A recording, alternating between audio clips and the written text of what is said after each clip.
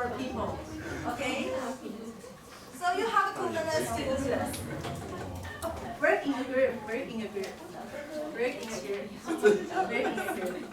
Yeah, it's not for you to work individually, just work in a group. So the first one is animals and fish. Fish.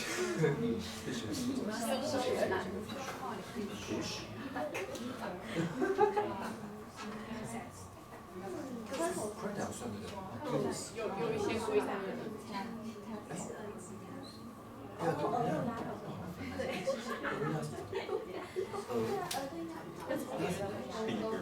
Beaker.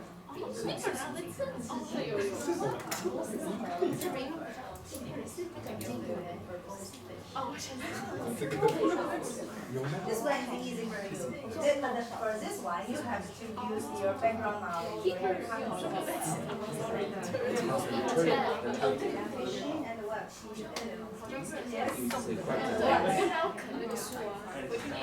Yes. Yeah.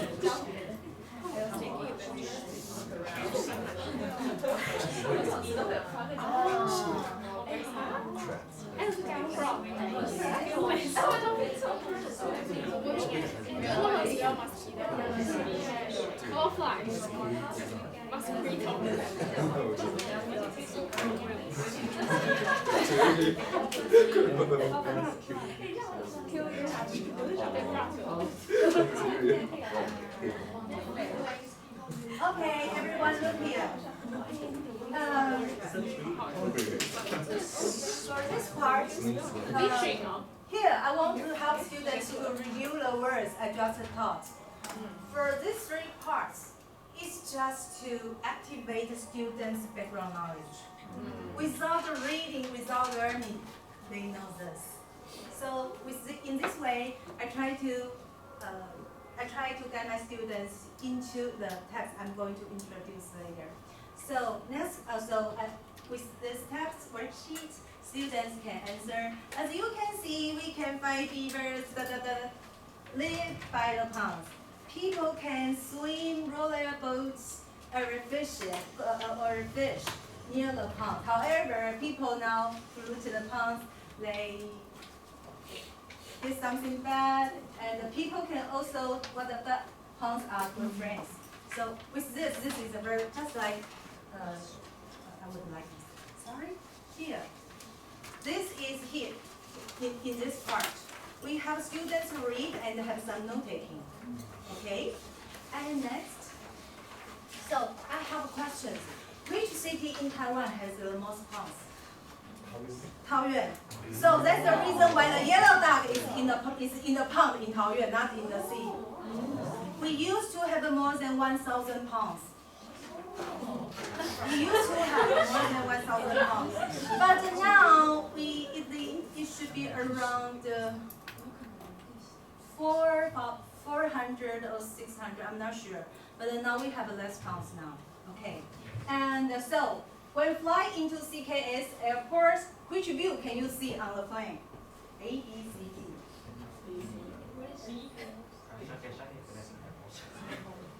Chiang Kai-shek Airport. When you fly, yeah, when you fly into Taiwan, so which view can you see? B. Here. These are the ponds. Okay. These are the ponds. Okay. And then I will have my students to read some articles about the ponds in Taoyuan. So here, I would suggest you to read at least one. And here is the QR code. This one, the first, 1 and 2 are written in Mandarin, and for the third one, it's written by a foreigner. His name is Michael. Okay, his name is Michael. So I would like you to scan and have a quick read, have a very quick read. No, this one is English. Both are in Mandarin. So that you can get some knowledge about the ponds in Korean.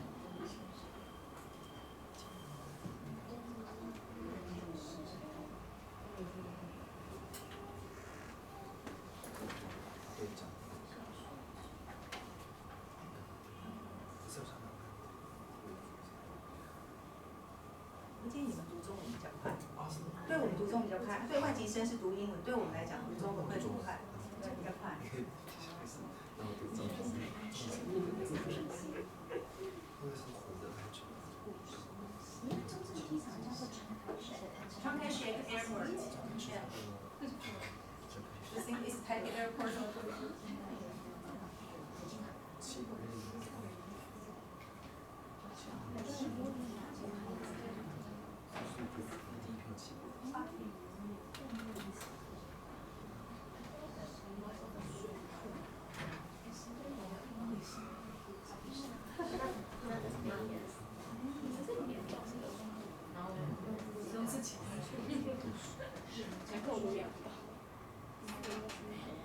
Okay, just to get some knowledge about the ponds in Taoyuan, alright? And now, please look here. Then I have students have a very quick comprehension, just true and false questions, okay? To make sure they have some basic understanding about the ponds of Taoyuan. And next, I would have students list take important information they learn, because most of my students knew nothing about the ponds in Taoyuan. Okay, so after this class, my students, their feedback is, I'm really glad to learn the history of Taoyuan because it's our hometown. So this project is called My Hometown, My Pond. Okay. And I also ask students what makes you feel interested, what makes you feel surprised, and what questions they have, and what would they tell their parents or friends about the ponds in Taoyuan. Okay. And because I would like to have this project, that is because at that time our city mayor plants panel board on the pond. 把那个种电在池塘上种电。They said we don't need so many ponds now. However, once we plant the solar panel on the pond, the environment would be seriously damaged, and we would not be able to have it to come back again. So I would like students to get some awareness about that, all right? And but their homework, I have a long list of vocabulary for them, and I assign each student 2 or 3 new words for them, and then they have to make their vocabulary card. I will show you like this. Okay, for example, you got the word recreation, then when you go home, you have to make a word card like this. So, a picture here, the English words, and the meaning here. Also, I want students to learn the part of speech of the word, and the definition, and make a sentence. After that, I would have the word card presented to everyone. Okay. And here we have no time, or we can place this. Just picture here, word here, just match together. That is for basic vocabulary understanding. And then I have students read the poem here on page 6, A Quiet Moment. Yes, please please go through it very quickly.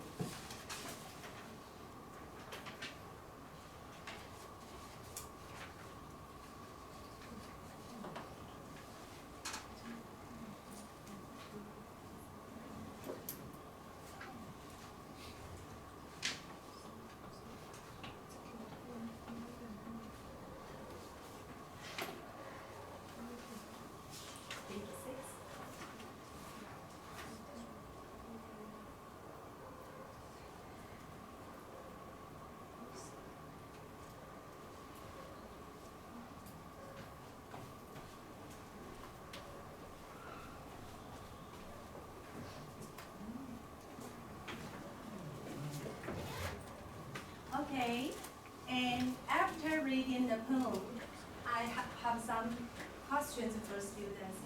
I ask them about what they know about the poets, because students may just read the poem without knowing who wrote it, okay? And then about the theme, I pick it is called a quiet moment. But what's the real meaning of this poem? Okay. And then I want my students to write a poem. So I think they need some words to help them to write a poem. So I have some 3 posters. And one poster is for adjectives, one poster is for nouns, and one poster is for verbs. So students write like this. Everyone have a post-it. And I write adjective here, then everyone contribute and listen to adjectives here. For example, Hank write blue, and Ian wrote down clean, and Yvonne wrote pretty. So when they want to make the poem, they can come back and see what words they can use. Okay? And here this is about the verb. And students think about relax, fly, climb, and think, sit. Okay? And the next one is for the noun. For example, Ivan wrote dog, and Ricky wrote down ladybug. I didn't teach the word, but they can use their prior knowledge and contribute their words here. And well, actually I didn't know much about the poetry or the poem, but I find I think this teaching material really works. It introduced different types of poetry. So guess, I would like you to guess which is easier for my students. We have around 7 types of poetry here, and which one is easier for my students?